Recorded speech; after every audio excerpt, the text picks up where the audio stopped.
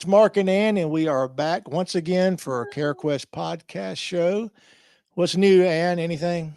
Oh, don't know it. Don't know it. Just, trying to hang in there day by day. So all the hurricane damage, power's back on, all that. Yeah, everybody's good. I mean, there's still people in Augusta, I think, that don't have power. I'm not sure if Yeah. everybody, we had our guest the other day, Alexis, that lives in Augusta, and they Yeah. were waiting on power, some of them still. So, yeah. But I think Yeah. my daughter, that whole crew everybody's good there. And Good. so, Well, yeah, still prayers for everybody up in the mountains. It's still rough there. So absolutely. who do we have joining us today, Ann? We have Kerry Thomas. So Kerry is the executive director of Lifespan Resources. It is an intergenerational program. I love this program, the thought of this. I've not seen this, so I'm really excited. The program pairs college students with older adults who are aging in place at home and subject to social isolation. I think that I is think that's a awesome. wonderful thing. I love it. I can't wait to hear more about it. Prior to her role as executive director, Kerry served on the board of directors for Lifespan Resources as an instructor for Lifespan Academy. She also independently led an intergenerational virtual program that paired high school students with nursing home residents, near and dear to my heart, and for mutual social engagement benefits. So I can't wait to get her on board. Kerry is a gerontologist, so I think that's really interesting, and she has earned coaching certifications. There's just a lot she has done that goes along with our senior population and trying to help them. So let's get her on board. Let's count this down and get Kerry in here, and let's have some fun, and let's make a difference. Yeah.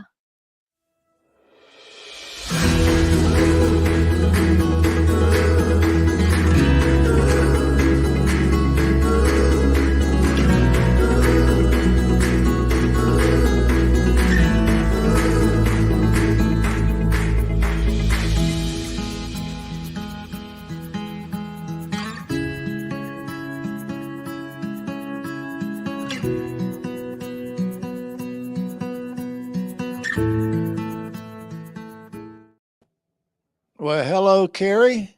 Hello. Welcome to the show. Thank you. Happy to be here.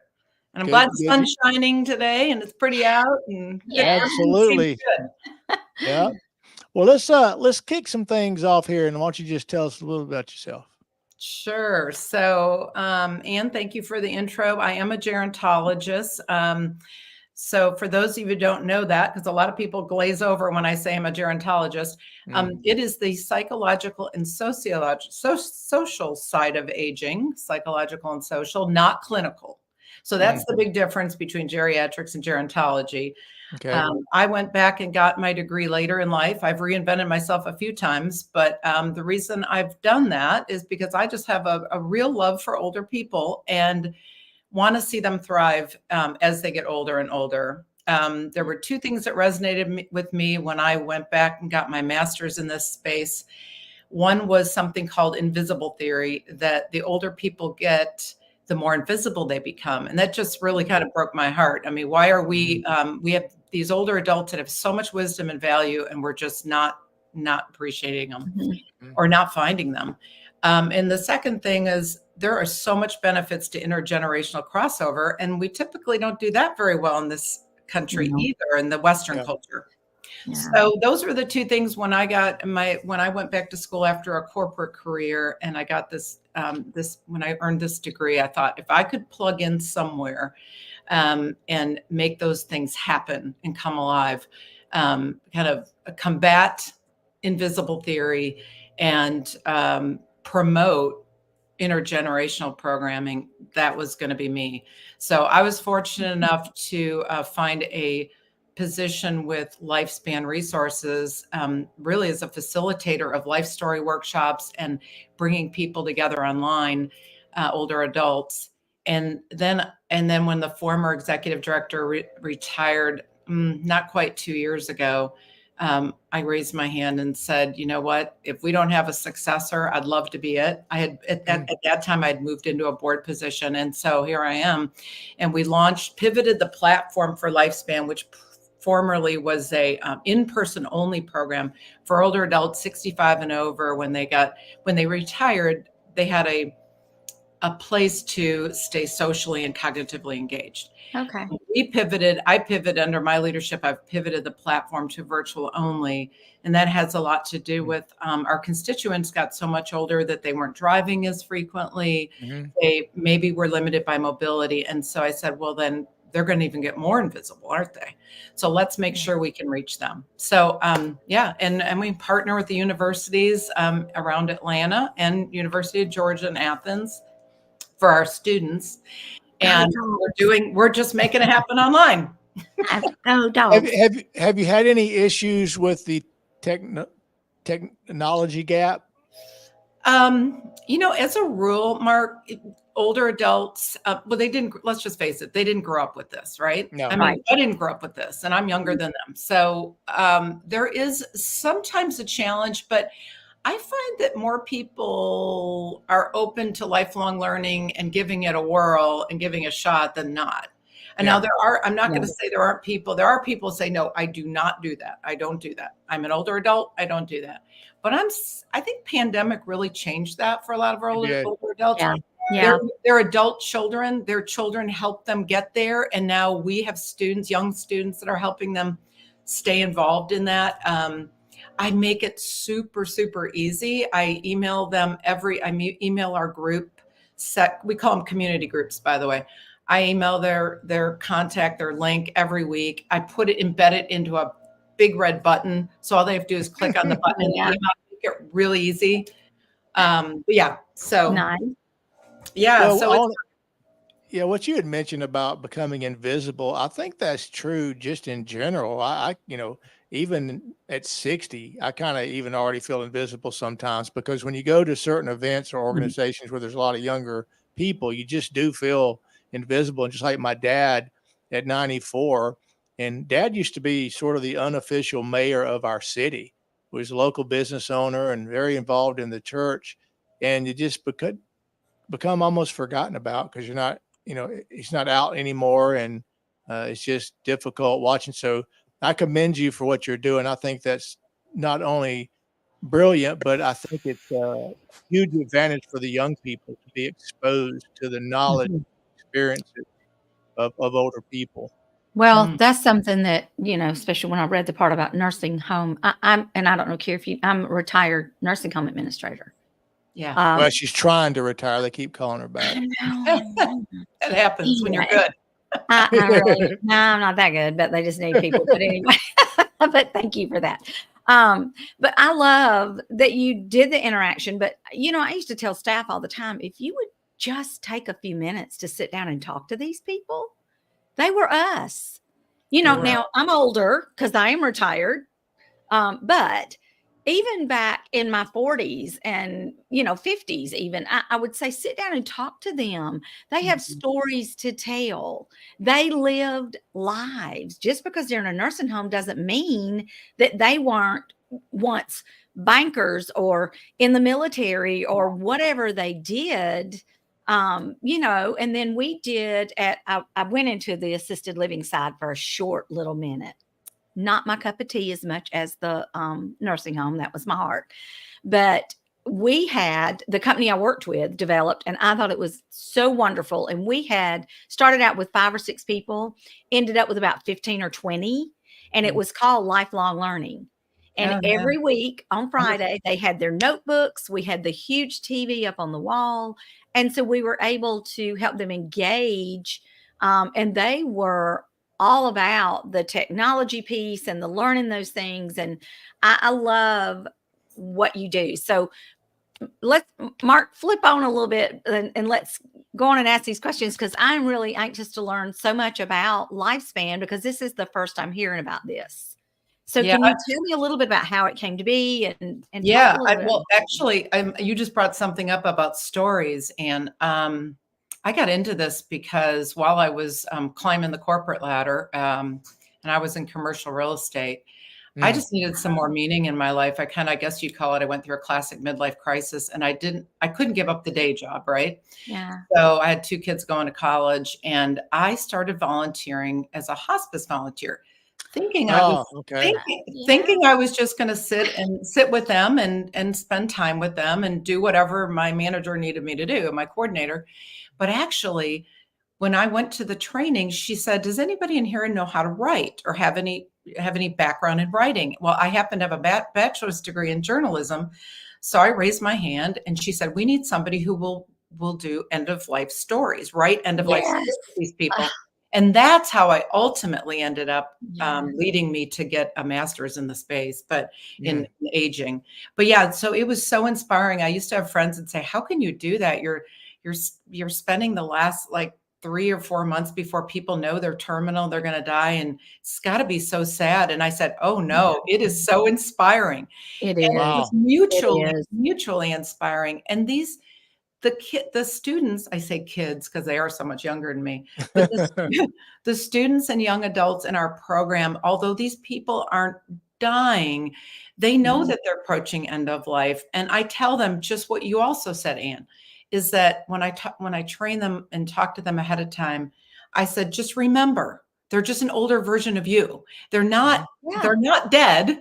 They're just Right. older people. And in fact, if anything, they're just they're a wealth of knowledge and stories and experiences that are just a gift to you And to that we will, we think about, I have grandchildren, um, and I think about it all the time. My husband and I even talk about the fact that they will never know. And you see all these little things on Facebook, Instagram, whatever, when they talk about, oh, back in the day and back in the 70s or whatever, we ran in the streets and we played outside till dark and mom wasn't worried about it. We walked downtown or whatever you did.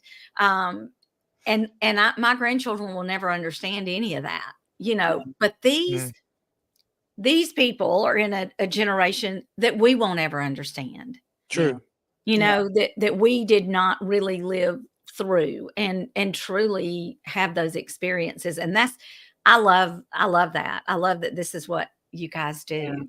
Yeah. You Yeah, know, when I was in a, go ahead, Mark. w Mark, did you I want was to say something? no, I was doing it. I'm just taking it all in because I was doing a tour for a client that was going to have to place his mom into memory care. And so I'm sitting there with him while he's filling out some paperwork. And there was an older gentleman just sitting there by himself in the room. And then I could hear him playing bingo in the other room. And he was just sitting there. And so I'm always trying to engage people everywhere I go. And so I speak up and I said, we'll go in there and show them how to play that game. He looked over at me and then we just started talking. And Mhm. you're just like, wow. I grew up in a family business in automotive. He ended up being a car guy. He started telling me about his car collections that he had. And I said, what brought you here? And he had a stroke, nothing Mhm. bad. And I said, well, how's it been for you?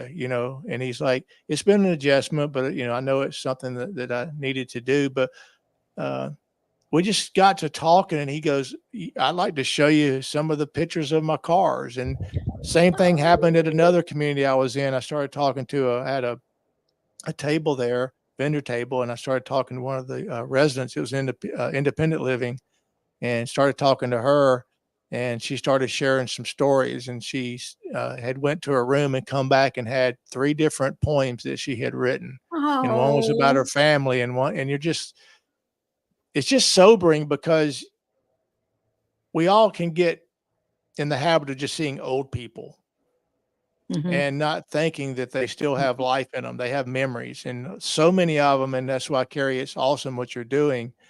They're starving for someone to talk to, Oh, yeah. Yeah. like completely starving to. So, kind of along that line, I know it's part of your mission, but what is your current mission? Like, what is Yeah. the things you're Yeah. focusing on right now? It's really twofold, Mark. We've been talking a lot about the intergenerational benefits. So one is to help bridge the generation gap through this program and help increase the understanding and empathy between generations. Because if we don't cross over much, we really don't understand each other. And Right. that's the first part of the mission. The second part of the mission is to use this program to help alleviate loneliness and isolation. So to your point, there are a lot of lonely people that do have stories to share, and they do have not just stories, but they yearn for connection because we do all our lives. So the second part of our mission is just really were honing in on loneliness and isolation. And, that's a little tricky because people self-report, don't often self-report loneliness. Loneliness is very subjective, where it's a Yeah. feeling. It could be a feeling you're with a crowd of people and you still feel alone. But Mm. to find lonely people, if we were to say we're only serving lonely people, I would say that's not true. We're serving people also that are just doing fine, but this is one more social enrichment activity they know is good for them, and or they're interested in interacting more with younger people. So we have older adults that come to us with a variety of reasons. Some are still very active in the community and still want to do this online at home with us. Others need it, and we find them from their home care companies. We find it, I know you work with senior living. We are getting more and more involved now with senior living communities where we can go in, because even though they have activity directors, I hear over and over when I speak at events, industry events, that don't leave out senior living because people are still lonely there also. Yeah. So, originally we thought, well, we should just be targeting aging in place at home. But the truth is people are lonely everywhere. No, they are. And I will say, just to even speak to that piece, sometimes what they miss on the nursing home side of things, it's not their fault. I don't mean it to say that way. It's not their fault. The activity directors are doing everything they possibly can to get great activities in there and do things. But the truth of the matter is, just because you have an Elvis impersonator doesn't mean that everybody in that community likes Elvis.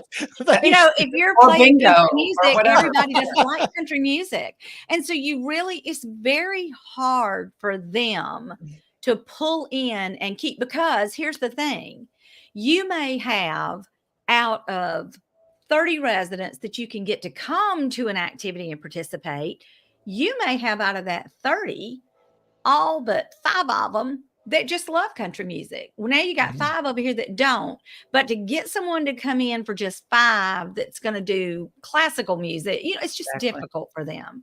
So I do know that there are lonely people everywhere. You're right. And it's so funny that you say that about it being subjective, because truly, I'm one of those people that if we go to a restaurant and I see somebody eating by themselves, I mean, my husband makes fun of me because I'm like, should we ask them to come eat with us? No, leave them alone. And I'm like, no, but they're probably lonely. And he's like, no, they're not. They're probably enjoying time by themselves. So you're right. Everybody that's by themselves is not lonely. You may both be right. I know, but anyway, yeah. So it's just kind of a difference there, but you're right. People in nursing homes do need it too, not just or senior living altogether. So senior living is an umbrella. Yes. Yeah.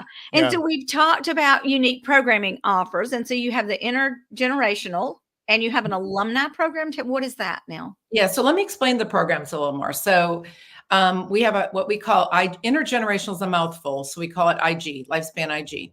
Lifespan IG core program, which is our 8-week program where we pair a group of college students with a group of older adults. And some could be in senior living.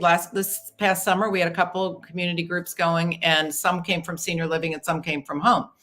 But we tried it. We're finding our sweet spot number is about 6 or 7 older adults with about 3 to 5 students. So it's kind of almost 2 to 1. And we meet for 8 weeks. We meet in large group, and then we use Zoom, and we use the breakout room feature. Okay. So I put them into small groups. That's where the connection really happens. I should have said that our tagline for Lifespan Intergenerational is bridging generations for better communities. But that's our formal tagline. But our informal tagline, what we're doing in those programs is connect, laugh, and learn. We're connecting, laughing, and I get a couple of the groups that just love to say that over and over. We're connecting, laughing, and learning. So we do that in different ways.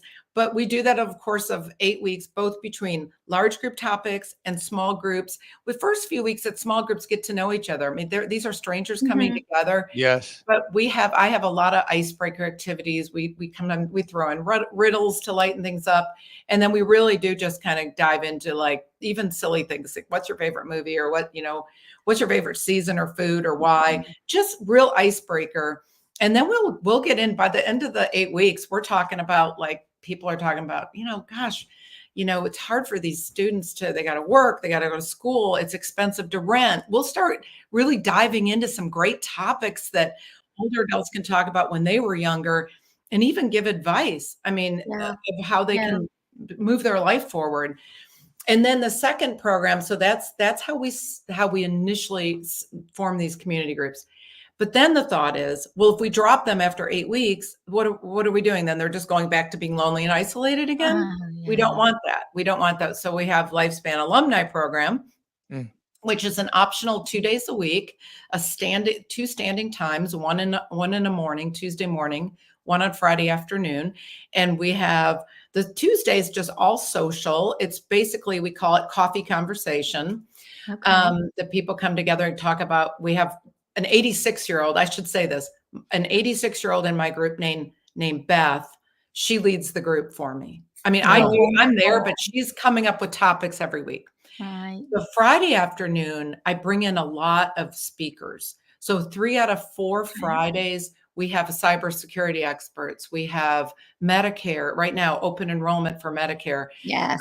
We have people to talk about attorneys that talk about estate planning. We have people. So it's not, the reason I want your audience to know is some older adults are like, I just don't want to chit chat. I want what else can we learn? Where's the learning? So the learning comes into not even just learning from each other, but learning from experts in these different fields that apply to them. Right. Yeah. A lot like what we're trying to bring really with the podcast. Yes. I have a quick question though.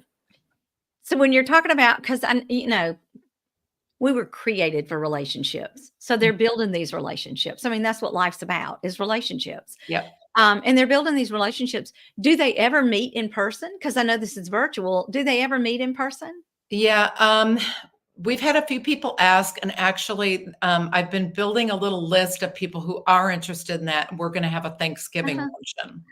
So I'm in the process of finding cool. dates that work, and we are going to do a Thanksgiving luncheon, probably at one of a central church somewhere that will donate their space for us, because we're a nonprofit. So we aren't going to be probably springing for we will spring for some lunch, but we have to kind of watch our budget. So Sure. Yeah. Well, I want to share this. I always bring it up often. This is something you may want to do. It's a little life stories tales kit. Oh yeah. Mm-hmm. And so what it is, it's just literally, it has questions about early life, midlife, and later life and reflection. So it would be something that the students could do and just select some different topics and ask the questions and let them answer the questions. And it gets some really good dialogue going. And it's pretty fun to have, they start reminiscing about their life. Yeah. And I'll tell you what comes to mind, and we're going to talk next about the benefits of participating in this. But what hit me just then was, Mark and I are talking with people that are, the day in the life of dementia, and getting some people on to tell their stories, because I think people need to hear that. And just like your students are getting to hear the stories of the older adults and those kind of things. I don't know if you've got anybody in your group, we would love to have some of them even on the podcast, just to talk about things, just to talk. And that might be something, to Would get love together that. on. Yeah. I would love that, Anne. I would love, and Mark, both of you. Yeah, we should definitely regroup afterwards on that. Yeah, that'd be great. But the benefits, it's funny because when I first started doing presentations on our program, I thought, well, I'm going to have the student benefits for participating over here and the older adult benefits. But truly, they cross over pretty well. So I'm just going to read a couple of them. Create connections and friendships with both older adults and young adults. I've had students say that they now have new friendships from some of these students they didn't know before. I've had older adults say that I know 2 of them, Tony and Sam. They get together now for coffee regularly. They never did before our program. Obviously, I mentioned this earlier, increase empathy and understanding between the generations. And we tend to, be a little biased in our own space and hang out with our own people that think like we do, but to increase like our understanding with someone who's a different age. Mhm. I know that younger adults say, well, older adults think we're spoiled and entitled, right? We Mhm. hear this a lot, right? Yeah. Well, by the time we finish the program, the older adults know they're not necessarily all spoiled and entitled. We can't label each other like that, right? Right. Yeah. Yes. Yeah. So that's really a benefit. Sharing conversations together. But the other thing for older adults is I've heard this from people. We survey too, so I'm not making this up, but there's a sense of purpose that comes from, Sure. having for people who don't now this is probably true more so than for the older than the younger adults, but to have something you can look forward to. I mean, you don't have a huge Mhm. busy calendar and schedule anymore necessarily. So it's like, oh, this is something I really enjoy. And so the sense of purpose, I think, is really important in our program. And also, well, we laugh about this, but a nice benefit for some people is they can do it from the comfort of their own home. I Yeah. mean, you don't have to be driving in traffic and fighting, or some Right. people can't get out. So, Right.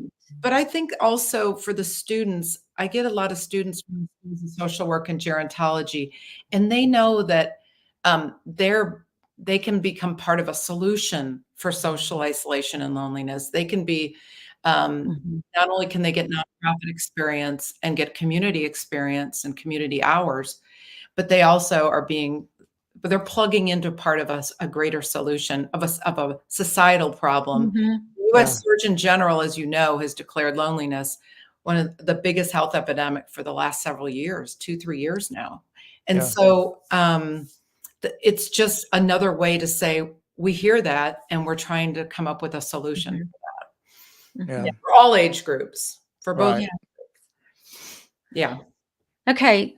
What's the lifespan IG platform and why now? Um, Where do we see this? well, I think I stole that answer a little earlier, mentioned Yeah. it early. Yeah. Yeah, why now is there's different reasons why we're a lonely society. And the Surgeon General in his report mentions it, but technology has a lot to do with that for younger people. The pandemic had a little bit to do with that. Yeah. Older adults, That changed everything. That impacted life so bad. and older adults, Mhm. I believe has to do with what I mentioned in the beginning of our program, invisible theory. Why are we not Right.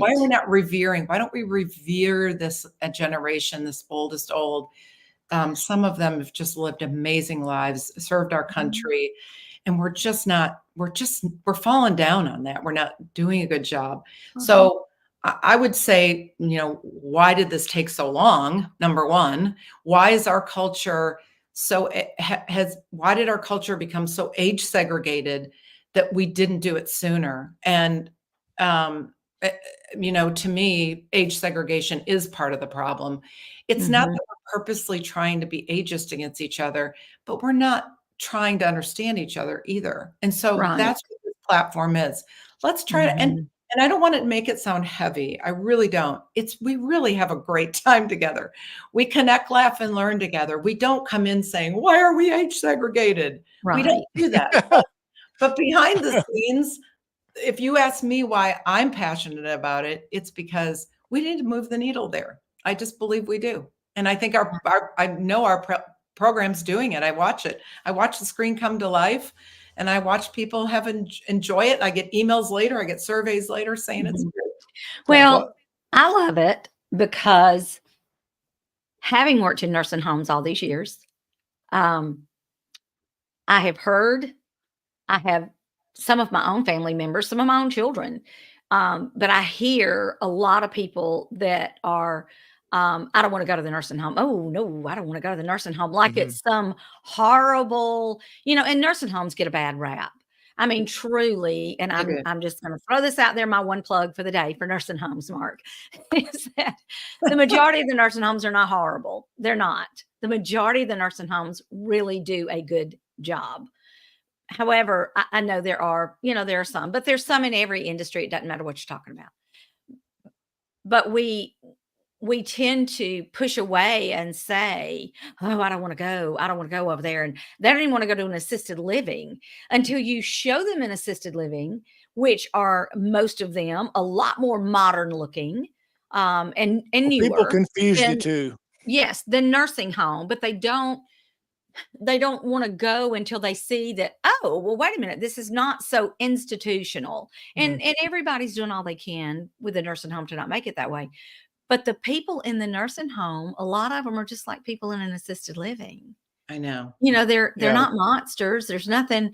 Just go talk with them. I mean, go volunteer at some of these places, and they would see. So I'm just going to say to you right now, thank you for what you do, because I just love that connection that you're making. I Well, I think think it's something that should wonderful. be added into that is it's not just benefiting the seniors, it's benefiting the young people, because It what is. we cannot relate to is growing up in a social media Yes. culture to Yeah. where they almost lose um, skills, Yes. how to interact with people, how to Yes. be, how to talk, how to argue, how to compliment, to where you can go. Sometimes we all experience it. We'll go and, to a store, and you can tell that the young person is just awkward feeling to have to speak to somebody in person. So I think it goes without saying that it's a benefit for the younger people as well to Mhm. learn how to communicate and have empathy, and actually learn that it's not just like you're saying, being blind. That's not just an old person with gray hair and humped over back. They have tons of knowledge. You don't know how rich they were, how poor they were, how good looking they were, how ugly they were. It's just an old person. But with that said, is there anything else you would like to add? Yeah, I just wanted to add a couple. I know for the people out there that like statistics, and some people do, instead of just the feel good stuff, if all the, and this is all, the three of us are all in agreement. But, when some people are out there going, well, why did, what else is the reason you do this? So I just wanted to give a couple quick stats. So 25% of older adults, what we define as 65 and over, are socially isolated, self-proclaimed. 43% of people age 60 plus declare themselves as feeling lonely. And 92% of all Americans believe that intergenerational programs can help reduce loneliness across all ages. And I want you to know, I get my statistics from the CDC, the National Institute of Health, the NIH. And that last one, 92% on the intergenerational activities, comes from the Eisner Foundation. And I'm going to put a shout out for them. Michael Eisner's the former CEO of Disney. A lot of people know his name. He and his wife are one of the few strong advocates for intergenerational programs in our country. And they're awarding a lot of dollars towards promoting new programs and how new programs can look. In other words, they don't all have to look the same, but they have to be intergenerational. And that's a statistic right from the research and work they've been doing for several years. So yeah, I just wanted to bring that up. So it's not like I didn't just dream this up. I do know that has very strong legs based on the statistics as well. Yeah. Well, Yeah. Kerry, thank you so much for coming on the show. I think it's fantastic what you. you guys are doing. Here's the number for Lifespan Resources, the website, and the phone number if anybody wants to reach out to Kerry. And of course, on behalf of Ann and myself here at CareQuest Solutions, we do help families navigate the process of maybe needing in-home care, in-home health, independent, assisted, or memory care. So we help families go through a very difficult time in that part of their life. So I'm Mark with CareQuest Solutions. Ann and I want to thank you again, Kerry, for coming on. Yeah, Everybody, thank you please so like, much. subscribe, share this channel. We have wonderful content. We're trying to bring resources to the world when it comes to senior living, because so many people are lost and have no clue what's going on, just like with Kerry. Now you know that there's programs like this out there, which I think is fantastic. Thank So you. until next time, we will see everybody on the next show. Thank Thank you. you. Thanks for having me.